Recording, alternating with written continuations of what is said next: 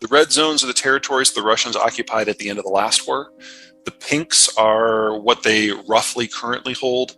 In addition, the territory that they've captured in this war and have held, and then the yellow is territory that they had but lost. Right now, the Ukrainians are doing two big pushes. The one going south from Zaporizhia, the goal is to get to the Sea of Azov so that they can then target the Kerch Strait Bridge directly. Now, if you guys remember last year, someone blew up part of the Kerch Bridge. It used to have 4 road lanes and 1 rail lane. 2 of the road lanes were destroyed, and the rail line was so damaged it can't take cargo any longer.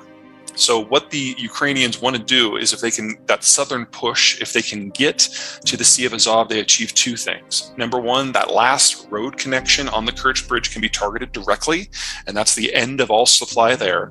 And number 2, if they can reach Azov, then land supply north of the Sea of Azov stops, and the entire southwestern front of Ukraine and all of Crimea go from being a launching point to attack Ukraine to an area that has no troop support, no fuel, no food, no ammo, no nothing. And you trigger, hopefully, a collapse in the Russian political system, because it will become obvious to everyone that the Russians can't even support their own forces. And that is where the bulk of Russian forces are.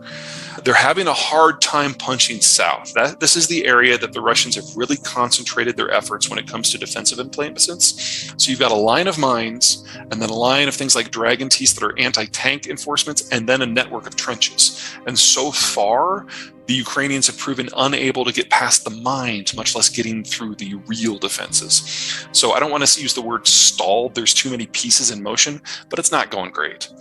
The eastern punch into places like Bakhmut, that's actually going a lot better, because the Russians never bothered fortifying the territories that they've held since 2014. And so, especially when it comes to the more recent gains in this war, places like Bakhmut, the Ukrainians are actually having significant effects.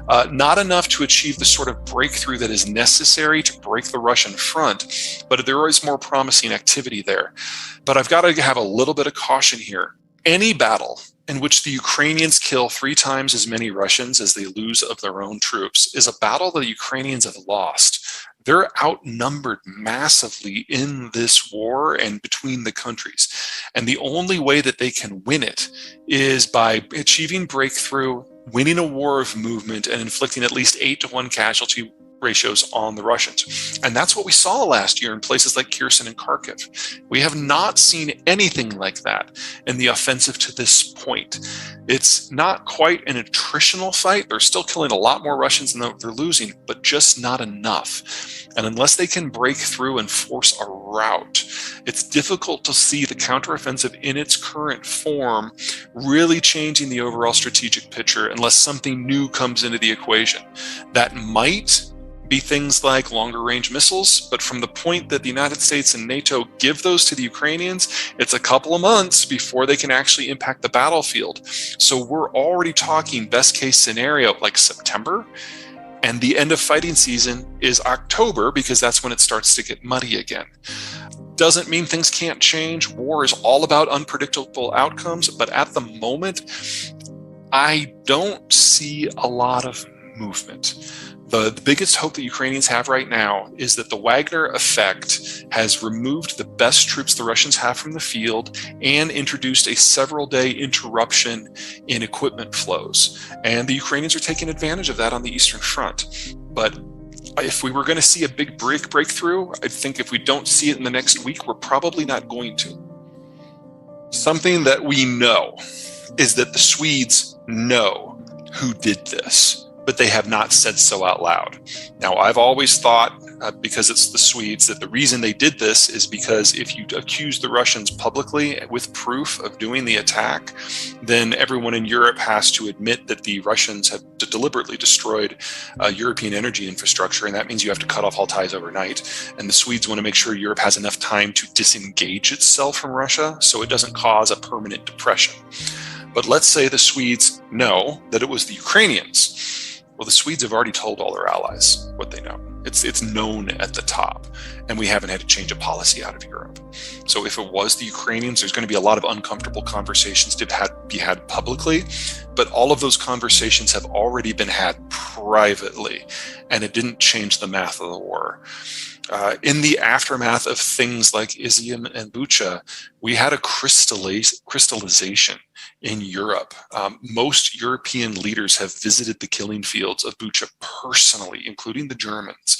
And so the idea that economics can trump the war at this point, I think we've moved past that. Me personally, I still have no idea. It doesn't make sense for the Russians to have blown up their own pipeline, because that was their single largest energy link and their single largest leverage against the Germans early in the war. And it doesn't make sense for the Americans to have done it. Not that we lack the capability, and the Germans and the Russians had that too. But if you go back to September 1st of last year, that's when the Russians turned Nord Stream off. And they publicly told the Germans that you now have to choose. You can either have the energy from us and still be modern, but the cost of that is you have to stab Ukraine in the back. Or we just leave it off and you deindustrialize, which is something we're seeing right now. And people forget that the Germans chose to side with Ukraine. They chose to risk deindustrialization and the destruction of their social and economic model in order to remain Western. I don't think they get enough credit for that. And so from the American point of view, we were getting ready a really big hammer because we thought the Germans were going to go the other direction. When they didn't, we're like, oh, we'll just put that down. And then 2 weeks later, the pipeline was blown up. So from an American point of view, we got everything that we wanted without having to do anything. It doesn't make a lot of sense for us to then blow it up. My personal theory, I think, and it holds up a little bit better, but it's just a theory, is that Russia's Gazprom did it. Now, Gazprom is Russia's natural gas monopoly. The decision to shut off Nord Stream was made by the Kremlin. It was a political decision. And the way the contracts read for supply to the Germans is if the Russians shut off Nord Stream for any appreciable amount of time, they have to supply compensation to the Germans for the natural gas that was not shipped. And they have to do it at spot market prices, which in the aftermath of September 1 shutoff were 7 times what they were before. And so Gazprom was looking down the barrel of a 6-week period that would take every single cent of their profits for an entire year.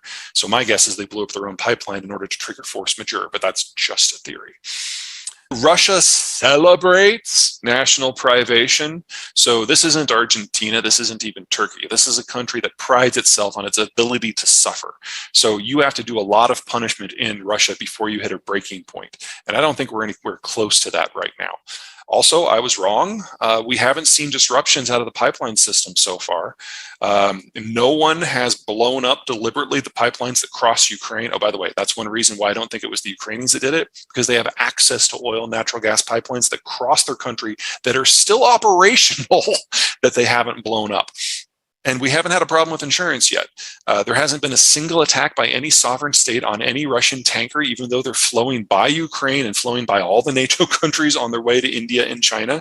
And Indian and Chinese insurance has stepped into the gap to ensure coverage for the shipments. We haven't had a single incident where any of that has been called into question yet, which honestly is really, really weird, because we normally have several incidents a year across the world where shipping insurance has to pay out. So all these replacement insurance systems haven't had to yet, which is just really strange. So I stand by the forecast that this stuff is still incredibly fragile, but I'm very surprised, and have been wrong, that it hasn't happened yet.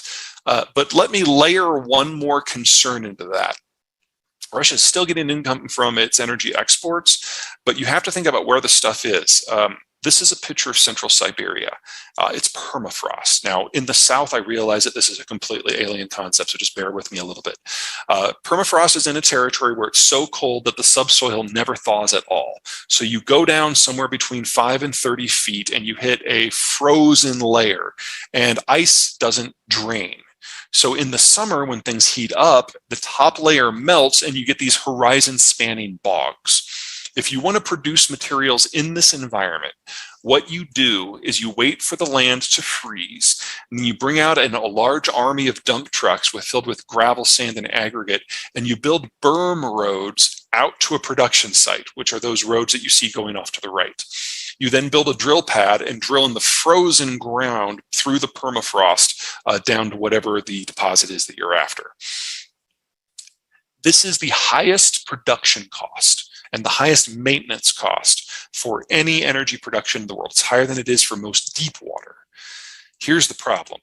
Permafrost isn't just difficult to develop and maintain. The landscape also shifts.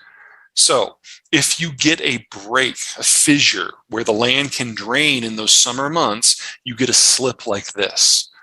Or you can get a situation where it drains down instead of laterally, and you get a sinkhole. And I put some people up there at the top so you can see the scale. Or you get a situation where you get a hotter melt one year, and some of the permafrost actually does melt, not all the way down, but some of it. And in that scenario, you get trapped, rotted swamp vegetation that is very methane rich, and the methane gets released and you get a bubble that disrupts the landscape. Now, these things happen in Russia all the time, and they disrupt the berm roads and the pipelines. Here's the problem. The Russian educational system collapsed back in 1986. So the youngest suite of people who have the full suite of technical skills to do things like pipeline maintenance, they turned 60 this year. Most of the new oil and natural gas that has come out of Russia in the last 15 to 20 years the work hasn't been done by Russians. It's done by Westerners, and they're not doing it anymore. So even if the Ukrainians don't blow up infrastructure, even if there's no shipping or insurance issue, the maintenance question is going to kill pretty much all Russian permafrost production anyway. That's 2/3 of the total. It's just a question if it happens tomorrow or 10 years from now. And I don't have a prediction for that, because that's weather. That's not just geology, that's surface geology. But we know it's going to happen sooner or later, and we know the Russians lack the capacity to maintain this system without extensive outside help. But that doesn't mean it's going to happen tomorrow.